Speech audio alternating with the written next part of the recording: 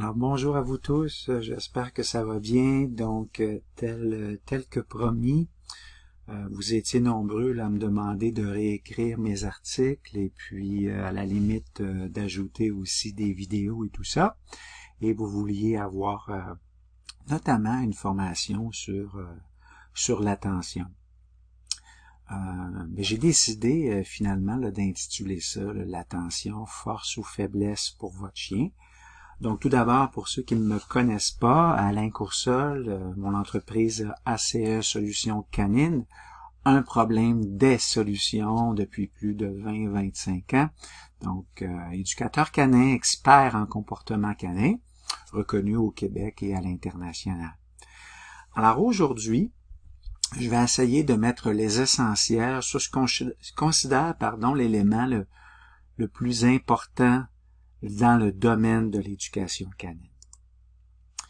Et c'est parti de quoi tout ça? De vos courriels, des commentaires de mes clients, de mes élèves à qui je fais de la formation. J'entends souvent, ou je lis souvent, mon chien a un problème d'attention, Alain. Je lui parle, puis il m'écoute pas. Il regarde partout, on dirait qu'il est hyper vigilant, il y a un déficit d'attention, il est aux aguets au moindre bruit, au moindre mouvement, il est hyper attentif. Qu'est-ce qu'on me dit aussi souvent? On me dit des fois l'opposé. Alain, mon chien, c'est une vraie sangsue. Il est toujours après moi, après nous, sur l'heure du souper, quand les amis viennent, quand on prend un verre. Il veut toujours de l'attention. Et ce que j'en comprends de tous vos commentaires, c'est que peut-être que le concept de l'attention est mal compris. Alors, on va essayer de regarder les différents mécanismes qui agissent sur l'attention. Tout d'abord, la définition que j'ai inscrite ici, l'attention est la capacité de prêter sa concentration sur quelque chose. Donc, j'ai volontairement utilisé le verbe prêter. Pourquoi? Parce que prêter, on sait que c'est mettre à la disposition de quelqu'un quelque chose que l'on possède, et pour un certain temps. Du moins, il y a du monde parfois qui garde longtemps ce que l'on leur prête, mais il y a une notion de temps à l'intérieur de l'attention, puis il y a une notion de quelque chose que l'on possède, mais que l'on met à la disposition de l'autre. Par exemple, vous appelez votre chien Fido, et puis votre chien se retourne, puis il vous regarde. Il vous a prêté son attention. Si c'est pas le cas, vous avez possiblement développé peut-être un problème d'inattention, mais on pourra y revenir. Donc, l'attention, c'est quelque chose qui est fluide et qui peut changer là, à tout instant. Donc, votre chien, quand il vous regarde, évidemment, il peut dans la seconde retourner son attention vers d'autres choses. Et donc, dans l'attention, on a ce que l'on appelle l'attention sélective. Donc, l'attention sélective, c'est la capacité de choisir consciemment de se concentrer sur quelque chose. Sur quelque chose en ignorant les autres stimuli qui sont alentour. Donc, si votre chien ne répond pas à son nom, lorsque vous nommez son nom, quand je dis répondre, c'est-à-dire vous regardez, il faut peut-être pas dire que votre chien est maladroit. La maladresse vient peut-être que vous n'êtes pas assez contrastant pour votre chien. Et par contrastant, je vais en parler davantage tantôt, qu'est-ce que je veux dire par ça. Et là, je parle pas ici de votre habillement, de vos vêtements, n'est-ce pas? Alors, on a parlé dans la définition de la concentration, à se concentrer sur quelque chose. Donc, qu'est-ce que c'est la concentration? Donc, ici, je vous écris, c'est une capacité de maintenir l'attention sélective. Donc, si on est capable de maintenir dans le temps l'attention sélective, c'est que l'on a une bonne capacité à se concentrer. C'est vrai pour l'humain, mais c'est vrai pour les chiens également. Donc, une notion de temps, puis une notion de faire abstraction des distractions. Personnellement, pour ceux qui suivent des séances avec moi, vous savez que j'appelle ça le focus ultime. Par contre, je veux emmener une précision, c'est que le focus, c'est quand même quelque chose de bien précis, et j'en donne une définition ici. Et l'autre chose que j'entends également, c'est l'engagement. Pourquoi je ne parle pas que c'est de l'engagement? Bien, l'attention, ce n'est pas de l'engagement. En fait, ce n'est pas la même chose que le focus non plus. L'engagement n'est pas la même chose que le focus. C'est pas la même chose que l'attention sélective. Par contre, ce sont des concepts qui sont franchement interreliés. Donc, l'attention sélective, ça implique quoi? On en a parlé précédemment. Ça implique que le chien va filtrer de l'information et ensuite il va prendre une décision de mettre son attention sur quelque chose de bien précis. C'est une forme plus spécifique de focus. Le focus, lui, c'est la capacité de se concentrer sur une tâche, sur une personne, sur un objet, une balle ou peu importe, pour une certaine période. Donc, on s'aperçoit que l'attention sélective que j'ai nommée tantôt, le focus ultime, il y a un lien avec l'engagement. Il y a un lien avec le focus tout court, qui est la capacité de se concentrer dans le temps. Maintenant, pour ce qui est de la vigilance versus l'attention sélective. Donc, la vigilance, je vous ai inscrit, c'est un niveau global de réceptivité à l'environnement, puis c'est non sélective. Cette vigilance-là, elle est non sélective. En fait, le chien il est vigilant lorsqu'il est juste en état de surveillance, en état d'alerte, par rapport à tout ce qui se présente dans son environnement. Si ce niveau d'alerte, ce niveau de vigilance, ce niveau de surveillance est disproportionnellement élevé, mais à ce moment-là, on va entendre souvent qu'il semble y avoir un symptôme d'hypervigilance. Puis la vigilance, je pense que vous constatez que c'est quelque chose qui est nécessaire dans la vie. On se doit d'être vigilant. Si nous sommes endormis, ça va être difficile, d'exécuter nos différentes tâches et de porter notre attention sur quelque chose, évidemment. Par contre, si cette vigilance ou notre hypervigilance se constate sur certaines situations, pour dire ça comme ça, mais il pourrait y avoir un lien avec l'anxiété. L'hypervigilance qui arrive principalement dans certaines circonstances, il y a fort probablement à la base de tout ça, comme racine, l'anxiété. Et puis l'anxiété, c'est notre anticipation de soucis potentiels. Le chien, c'est la même chose, là. Parfois, ça n'existe même pas, c'est imaginaire ou irréel. Alors, dans notre cerveau, on a des neurotransmetteurs. Puis ces neurotransmetteurs-là vont agir sur les comportements du chien. Pour ceux qui me suivent beaucoup, là, vous savez que j'ai écrit dernièrement un petit article que j'ai intitulé « Ingrédients de ma recette. Attention, vigilance, motivation ». Dans cet article-là, je parle des fameux neurotransmetteurs, mais je donne aussi des stratégies pour agir sur ces neurotransmetteurs. Aujourd'hui, c'est plus ou moins ça que je vais faire. Je vais plutôt me porter sur l'attention et l'impact que ça a sur l'attention. Tout d'abord, la fameuse adrénaline. Tout le monde va dire des fois dans sa vie, j'étais sur l'adrénaline, j'étais concentré, ça m'a permis d'agir rapidement. Donc, c'est un neurotransmetteur qui est nécessaire pour être vigilant et pour être alerte. Il va de soi. Par contre, il est reconnu, peut-être par moins de personnes, que l'adrénaline, c'est nécessaire à l'attention. Sans adrénaline, nous ne pouvons pas porter attention à grand-chose. Donc, votre chien, c'est la même chose. il va avoir besoin d'adrénaline dans son cerveau pour porter attention sur quelque chose. Ensuite, il y a un deuxième neurotransmetteur qui est important, qui est l'acétylcholine. Donc, ce neurotransmetteur, lui, va contribuer à faire en sorte que on se crée une carte dans le cerveau. Votre chien va se faire une carte nommée une carte neuronale.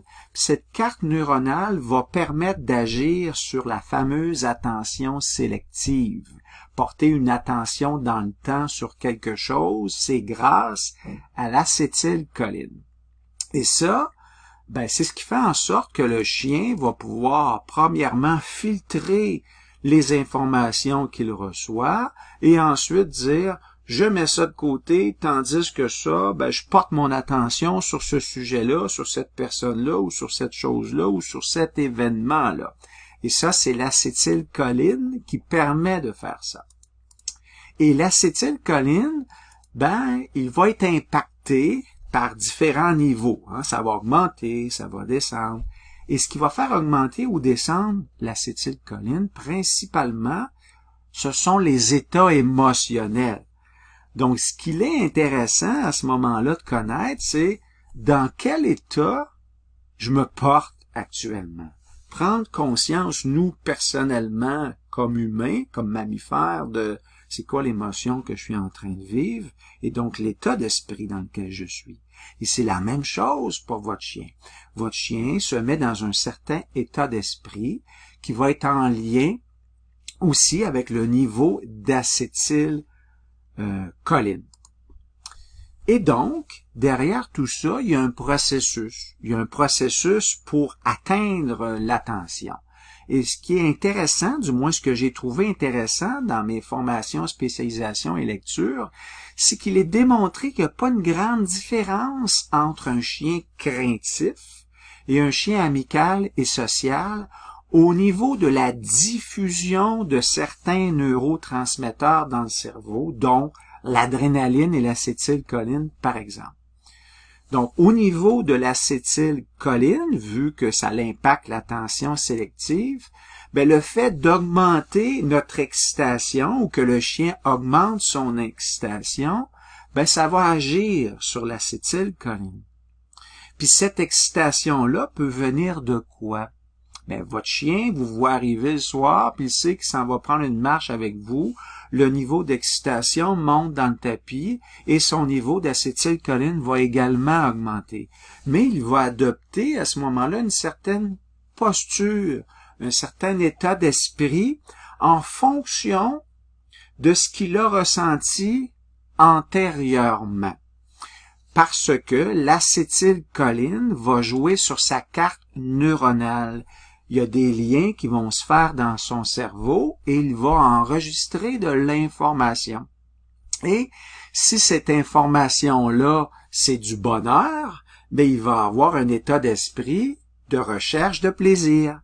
Et si les informations inscrites sont plutôt de la crainte, de la peur, de l'anxiété, l'hypervigilance, il va adopter un état d'esprit qui va dans ce sens, dans le sens de la survie, dans le sens de « faut que je fasse attention à tout ». Et là, on voit que les niveaux de neurotransmetteurs vont s'influencer.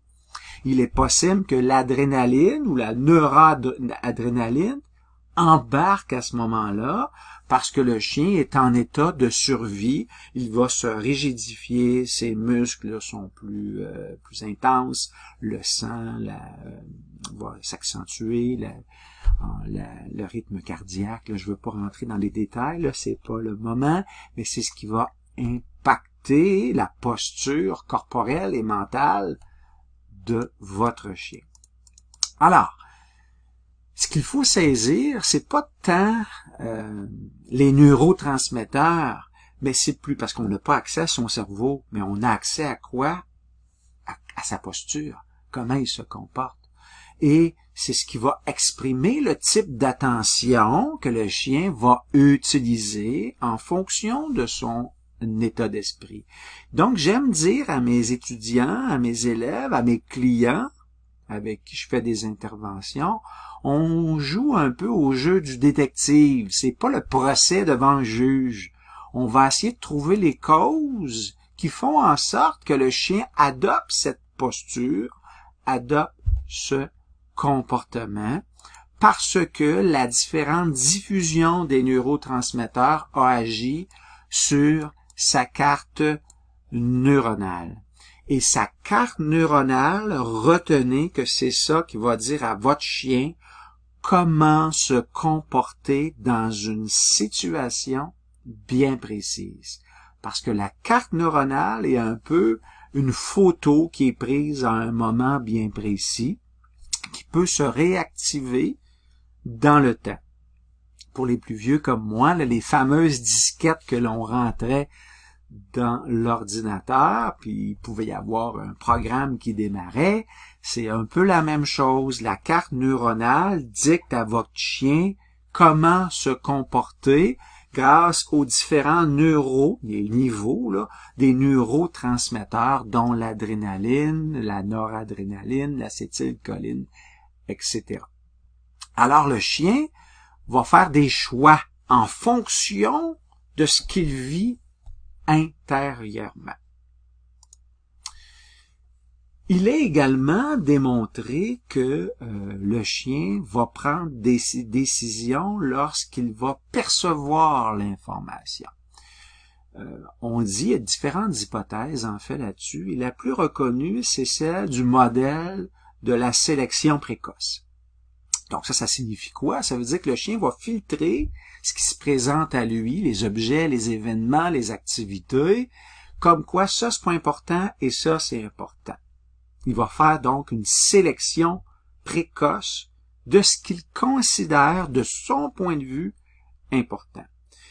Imaginez-vous que vous êtes actuellement, justement, là, je vais prendre cet exemple-là, à la place d'aller vers un autre exemple, vous m'écoutez grâce à vos oreilles, vous lisez peut-être mes textes, donc vous percevez de l'information.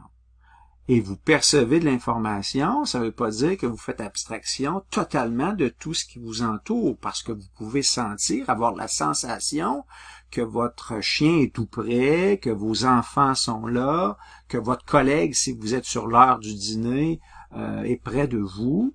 Et là, vous prenez action en disant j'arrive difficilement à retenir cette information, ou vous accrochez davantage sur une autre, donc vous sélectionnez précocement certaines informations. Mais il est possible également que vous ayez un trop-plein, la fameuse goutte qui fait déborder le vase, parce que par votre nature, vos gènes, vous êtes sensible à tout ce qui vous entoure. Vous sentez les différentes informations à l'intérieur de vous et à l'extérieur de vous. Et là, vous dites, je suis plus capable, je quitte le local. Je quitte mon bureau. Je quitte la pièce. Je vais prendre de l'air. Mais qu'est-ce qui arrive à votre chien? Quelles sont les options que vous offrez à votre chien lorsque celui-ci, dépendamment de sa personnalité, a la goutte qui fait déborder le vase? Certains éducateurs ou éducatrices vous ont peut-être proposé d'aller vers moins de distractions. Sortez très tôt ou très tard le soir. Ça va éviter que votre chien soit trop plein de l'ensemble de ces informations. Ça peut être une stratégie, mais si vous vivez cette stratégie depuis des semaines et des mois, c'est pas une vie, ça. Ce n'est pas une vie d'une belle relation maître-chien dans la société, parce que les distractions font partie de la vie. En somme, votre chien, ce que j'essaie de vous dire, c'est que votre chien, il va agir ou réagir, pour les chiens réactifs, selon ses priorités. Vous devez donc comprendre que vous ne pourrez pas rivaliser uniquement avec l'obéissance, assis, couche, aux pieds, avec la friandise, avec différents outils, contre ses priorités. Parce que ces priorités sont inscrites dans sa carte neuronale pour différents éléments, événements, situations, environnements qu'il a vécu. Et donc, vous devez dire comment je peux faire pour pouvoir, à ce moment-là, agir sur le fait que je devienne une sélection précoce, la sélection précoce de votre chien. Et l'outil, le meilleur outil, c'est quoi? C'est l'outil de l'engagement et de la relation structurante, comme je la nomme là, régulièrement. Il ne faut pas que vous deveniez pour votre chien une distraction. Un bruit, pour dire ça comme ça. Sinon, votre chien va dire, ah, mon maître est là, je porte une attention, mais oups, je m'en vais vers d'autres choses. Je l'ai filtré et ce n'est pas important, il ne rentre pas dans ma sélection précoce. Vous devez donc aider votre chien à comprendre que vous êtes le centre de sa vie. Vous n'êtes pas une distraction pour lui. Tout le reste est une distraction. Et ça va faire en sorte que vous allez pouvoir atteindre une attention sélective à l'égard de votre chien. Naturellement, je vous entends déjà, il existe des situations où le chien perd son attention à notre égard. Et c'est normal. Et même, on peut désirer ça. L'exemple le plus connu, c'est l'attention réflexe. Vous êtes, par exemple, dans un restaurant, déjeuner, un souper avec des amis, avec votre conjointe, avec vos enfants, et on a peut-être tout le monde déjà vécu ça, on entend des assiettes qui tombent, tout le monde va se retourner. Le problème, c'est si votre regard et votre attention est sans arrêt sur ces assiettes-là durant toute la soirée. Par contre, si vous revenez vers votre conjointe, vos enfants, votre ami pour poursuivre la discussion, c'est tout à fait normal ce qui vient de se produire. Et dans d'autres circonstances, vous allez vouloir dire « Fais ce que tu veux maintenant, mon ami, mon chien. » Hein? Vous allez libérer votre chien pour qu'il puisse utiliser ses instincts, pour qu'il puisse aller sentir, aller explorer son environnement. Cependant, si vous n'assurez pas de pouvoir faire en sorte de rattraper son attention au moment opportun, ben vous allez vivre des petites problématiques. Donc le plus important, c'est d'être capable de reprendre le contact avec son chien en disant maintenant, je te demande d'être avec moi et ton attention sélective doit être sur moi et non pas sur tout le reste. Alors, la question que vous pouvez me poser, c'est Alain, tu as parlé de cartes neuronales, le chien se forme des cartes dans sa tête en fonction de différentes situations, circonstances, environnements. Est-ce qu'on peut modifier ces cartes-là? Et comment on fait pour agir et devenir une sélection précoce après ma barre pour notre chien et ensuite s'assurer qu'on pourrait devenir une sélection sélective, qu'il puisse se concentrer sur nous et qu'on puisse avoir un bon focus à son égard et à notre égard. Ben oui, il est possible d'agir sur ce sujet. C'est ce qu'on appelle la neuroplasticité, la capacité là, du cerveau à modifier ses connexions neuronales. Donc, pour pouvoir agir là-dessus, si on rappelle, on a besoin d'adrénaline pour pouvoir agir sur la carte neuronale. L'adrénaline est nécessaire à l'attention. On a besoin d'acétylcholine, donc c'est nécessaire à l'attention sélective. Mais là, on va avoir besoin, je vais ajouter un autre élément important, on a besoin de volonté et de motivation. Puis cette volonté et motivation, on va le voir dans quelques instants, ça va être en lien avec un autre neurotransmetteur. Mais si votre chien, par exemple, n'est pas motivé à vouloir porter attention à votre égard, vous dites, Alain, je suis toujours en train de porter son nom, lui demander, de le rappeler, il revient jamais. Ben, peut-être que vous avez un souci au niveau que vous n'êtes pas assez contrastant Vous n'êtes pas assez motivant pour votre chien. Et là, je ne suis pas du tout en train de parler de la friandise. Pas du tout. Je suis en train de parler de comment peut-on devenir pour notre chien, nous, comme êtres humains, un élément de motivation.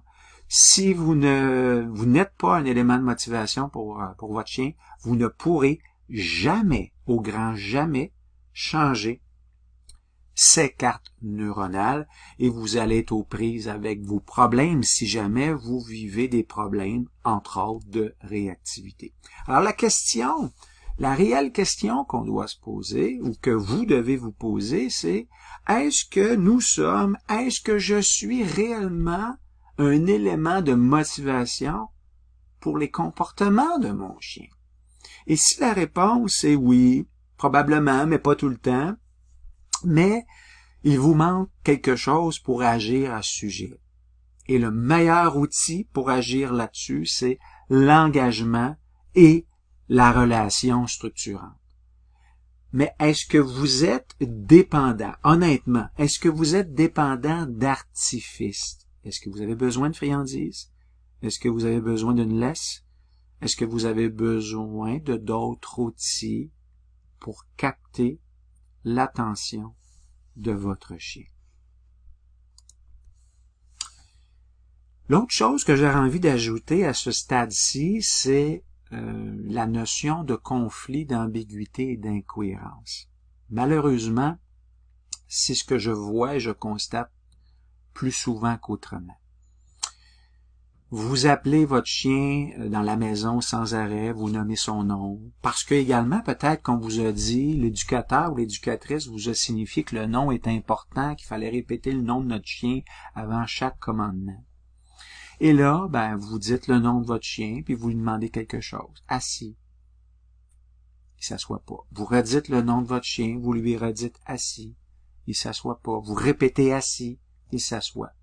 Et là, vous êtes content, là, vous donnez une récompense à votre chien parce que c'est ça que vous avez appris dans votre cours, que vous avez lu ou que vous avez vu sur Internet, YouTube ou peu importe. Ce que vous êtes en train de faire actuellement, c'est que vous êtes en train d'impacter sa carte neuronale. Vous êtes en train de créer dans la tête de votre chien, coudonc, le nom est important au début.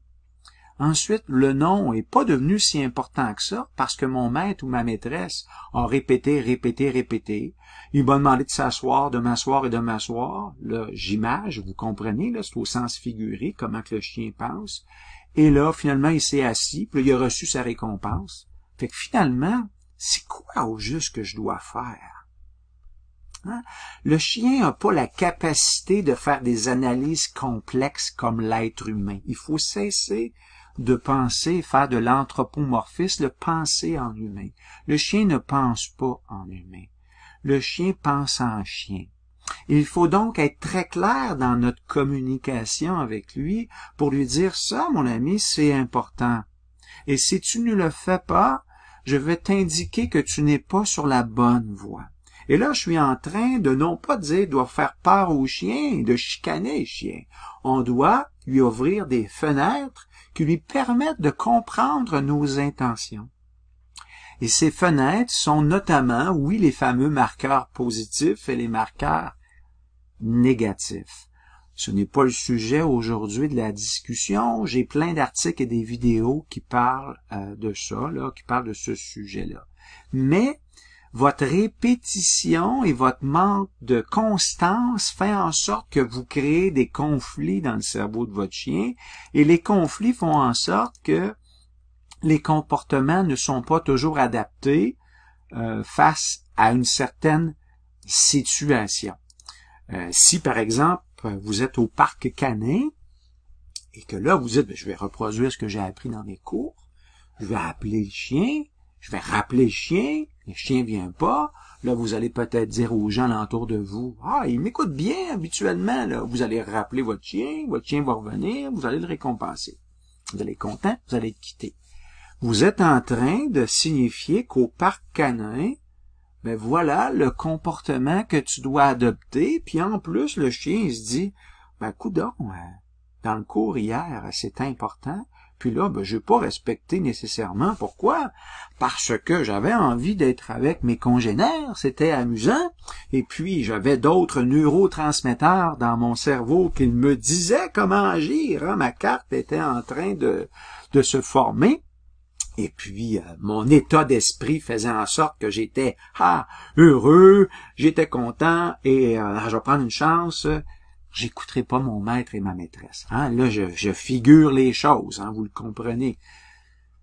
Et là, vous renforcez inconsciemment des comportements, malheureusement, et des cartes neuronales qui sont inadaptées pour une relation juste en société.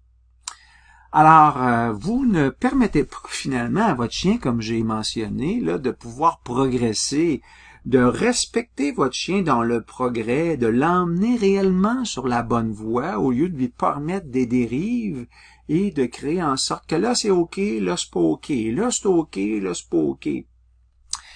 Mais sans une clarté de communication. Parce qu'on peut dire ça c'est OK, ça c'est pas OK, en étant très clair et constant dans cette communication. Alors, pour pouvoir justement agir sur le fait que l'on est choisi par notre chien, hein, dans notre attention précoce pour devenir une attention sélective, on va avoir besoin d'une très grande motivation. Et la motivation de notre chien, oui, ça peut être la nourriture, le jeu, la caresse, la liberté ou autre chose, mais ce n'est pas la motivation en tant que telle qui est la plus importante. La neuroscience nous a signifié que ce qui est le plus important, c'est la recherche de ce plaisir-là. Puis la motivation est en lien, encore une fois, avec un autre neurotransmetteur, qui est la dopamine. Donc, c'est pas la dopamine en tant que telle qui est importante. Ce qui est important, c'est la recherche de cette dopamine. Et c'est pour ça que votre chien peut venir foufou quand vous le lâchez et qu'il se met à sentir au sol, parce qu'il est à la recherche d'obtenir cette dopamine. Votre chien peut devenir foufou parce qu'il veut aller chercher des hauts niveaux de dopamine, parce qu'il sait qu'il va aller rejoindre des congénères. Et c'est ça qui est addictif. Les études sont claires, nettes et précises à ce sujet. Et donc, pour pouvoir agir sur la motivation de notre chien, doit-on réellement compter uniquement sur l'obéissance, sur votre laisse de 1,8 mètres, sur votre licou, sur votre harnais? Ou devrions-nous plus compter sur notre relation structurante, sur l'engagement que le chien a envie de nous porter et que l'on porte à notre chien, dans le plaisir, dans le côté positif de vouloir volontairement participer ensemble à quelque chose. En conclusion, ce que j'aimerais dire aujourd'hui, parce qu'il y aurait beaucoup de choses que je pourrais mentionner, mais pour l'instant, c'est que mon secret, le secret, c'est donc une nouvelle façon d'interagir avec notre chien, avec votre chien. Bien oui, je le répète, l'obéissance est importante, mais l'engagement, puis la relation structurante va impacter, va influencer l'attention, la concentration, la vigilance, la motivation de votre chien. Et quand on veut travailler ces éléments-là, ce n'est pas de façon virtuelle que l'on va atteindre ça. Les cours d'obéissance virtuelle sont une portion de bénéfice pour une entreprise. Tout ça, tout ce que je viens de vous mentionner se vit sur le terrain. Il faut donc aller vers les distractions. Oui, de façon progressive, mais aller vers les distractions. Et c'est l'une des raisons que j'ai peaufiné mon approche en créant finalement des séances personnalisées qui sont systématiquement faites dans l'environnement. Et puis, je souhaite que si jamais on travaille ensemble, que je puisse d'une part vous aider à comprendre davantage ce que je suis en train de signifier par des faits, par des résultats, mais aussi que vous puissiez aider vos amis, votre famille à également comprendre comment que le cerveau d'un chien fonctionne réellement. Alors, ACE Solutions Canines, un problème des solutions depuis 25 ans. Alors, mes valeurs sont accompagner, comprendre, éduquer. ACE. Si jamais vous avez des questions, vous pouvez m'écrire. Mon courriel est présentement affiché, mon numéro de téléphone et naturellement, vous pouvez me contacter sur ma page Facebook professionnelle. Tout ça vient, oui, de mes 40 000 heures de pratique sur le terrain depuis plus de 25 ans, mais également de mes formations universitaires, de mes spécialisations au Québec et surtout à l'international. Et je vous mets ici quelques références sur lesquelles je devrais dire je m'appuie pour vous préciser comment réellement le cerveau d'un chien fonctionne et comment cela impacte ses comportements. Alors, merci à vous et au plaisir et à bientôt. Au revoir.